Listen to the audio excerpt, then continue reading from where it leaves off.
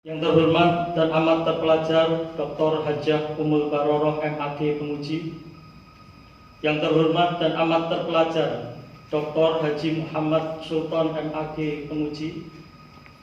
Yang terhormat dan amat sangat terpelajar Profesor Dr. Haji Ibnu Hajar MED Promotor Penguji. Yang terhormat dan amat sangat terpelajar Profesor Dr. Haji Fatah Syukur MAG Promotor Penguji. Perkenankan saya menyampaikan disertasi saya dengan judul Pendidikan Pesantren Berbasis Kesetaraan Gender, Studi Kasus Pondok Pesantren Nurul Islam Jember.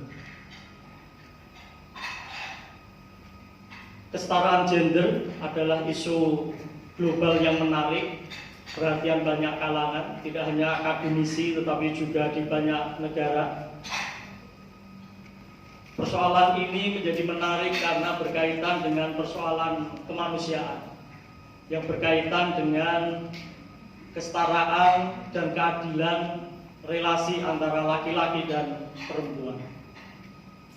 Perbedaan gender sebenarnya hal yang wajar. Ada perbedaan laki-laki dan perempuan. Tetapi faktanya perbedaan gender melahirkan ketidakadilan gender, baik dialami oleh laki-laki maupun perempuan. Dalam konteks Indonesia masih dijumpai kesenjangan antara laki-laki dan perempuan. Dari laporan Bappenas disebutkan bahwa masih ditemukan kesenjangan di bidang pendidikan maupun juga dalam kesehatan. Tidak hanya itu, ketidakadilan gender juga memicu meningkatnya kekerasan seksual terhadap perempuan.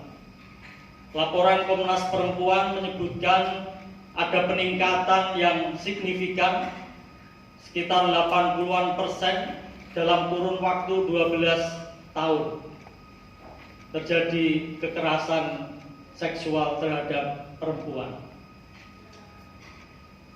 Dalam kondisi ini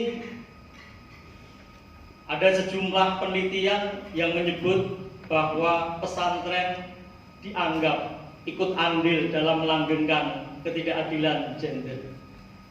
Ada sejumlah penelitian yang dilakukan oleh Eva Marhumah misalnya menyebutkan bahwa pesantren termasuk dalam lembaga yang melanggengkan adanya ketimpangan gender, di mana peran kiai demikian dominan di dalam melakukan sosialisasi yang bias gender.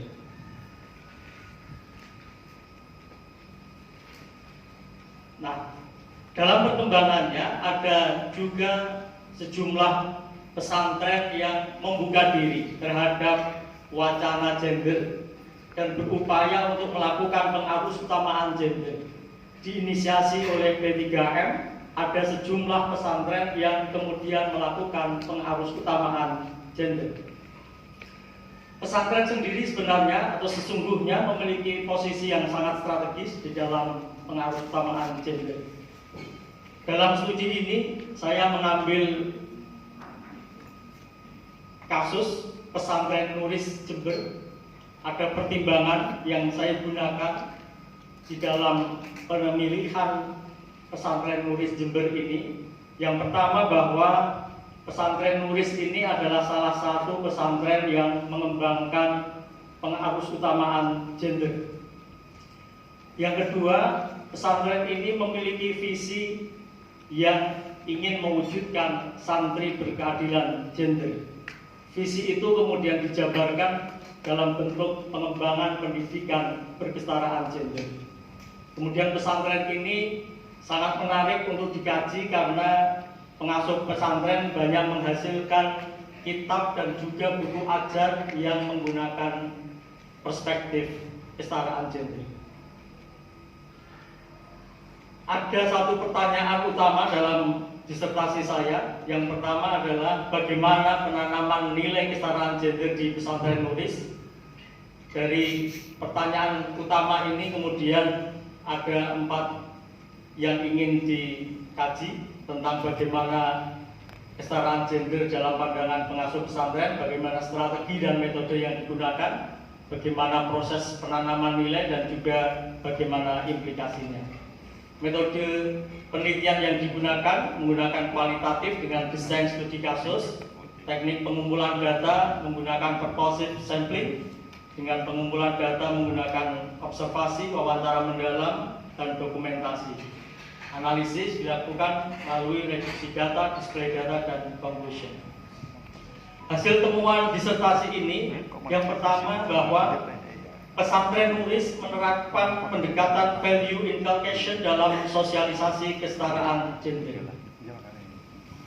Temuan ini membantah temuan dari disertasi marhumah yang menyebutkan bahwa pesantren melalui relasi kuasa kiai melakukan sosialisasi yang bias gender. Ada beberapa penelitian yang lain yang juga kemudian menempatkan posisi kiai begitu dominan di dalam melakukan sosialisasi yang bias gender. Yang kedua, dalam pandangan pengasuh pesantren, bahwa kesetaraan gender ini menempatkan laki-laki dan perempuan sebagai manusia yang utuh dan setara. Keduanya saling mendukung dan melengkapi, bukan menghegemoni. Temuan ini berbeda dengan konsep kesetaraan gender yang dikembangkan oleh para feminis barat, di mana saling dalam posisi yang menghegemoni, misalnya teori nature maupun teori nurture, yang masing-masing menempatkan dalam posisi yang diametral, berhadap-hadapan antara laki-laki dan perempuan. Tetapi dalam pandangan pengasuh pesantren Nuris dijumpai bahwa kesetaraan gender bukan berarti memperlakukan sama antara laki-laki dan perempuan dalam segala hal. Tetapi justru kesetaraan gender ini merupakan bagian dari penghargaan, penghormatan terhadap laki-laki dan juga perempuan. Keduanya diposisikan secara setara dan diposisikan sebagai subjek atau manusia yang utuh. Perempuan tidak sebagai subordinat laki-laki, demikian juga laki-laki bukan subordinat perempuan. Dengan segala kelebihan dan kelemahannya, keduanya harus saling mendukung dan melengkapi, bukan antara satu dan yang lainnya saling menghegemoni. Temuan juga menghasilkan bahwa strategi penanaman nilai kesetaraan gender di pesantren Nuris tidak menggunakan relasi kuasa kiai, artinya kiai begitu dominan di dalam melakukan sosialisasi nilai kesetaraan gender, tapi menggunakan sejumlah strategi.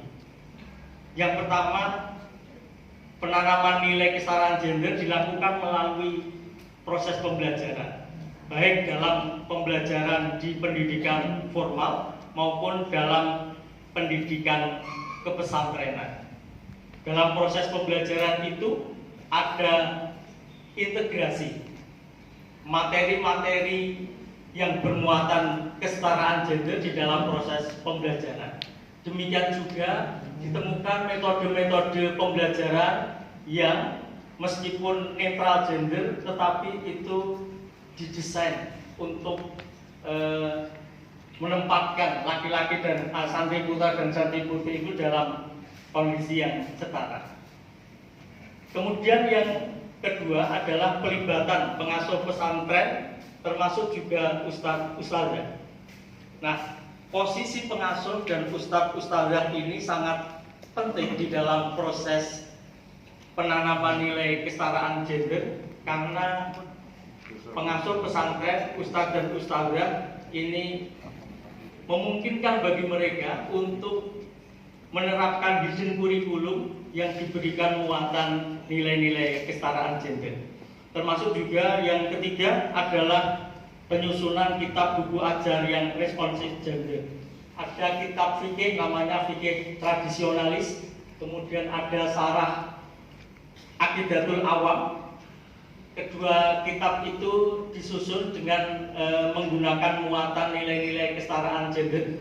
Kemudian juga diterbitkan buku PAI khusus untuk pendidikan formal di pesantren Nuris yang bermuatan kesetaraan gender. 1 menit lagi. Ya. Berikutnya, strategi yang digunakan adalah melalui kegiatan Bahsul Masail dan program abdi masyarakat. Dalam proses metode penanaman nilai kesetaraan digunakan metode keteladanan dan juga pembiasaan. Proses penanaman nilai kesetaraan gender ini melalui 3 tahapan, ada tahap transformasi nilai, tahap transinternalisasi, 2 transaksi nilai, dan yang ketiga adalah transinternalisasi. Demikian yang dapat kami sampaikan. Saya sampaikan. Assalamualaikum warahmatullahi wabarakatuh.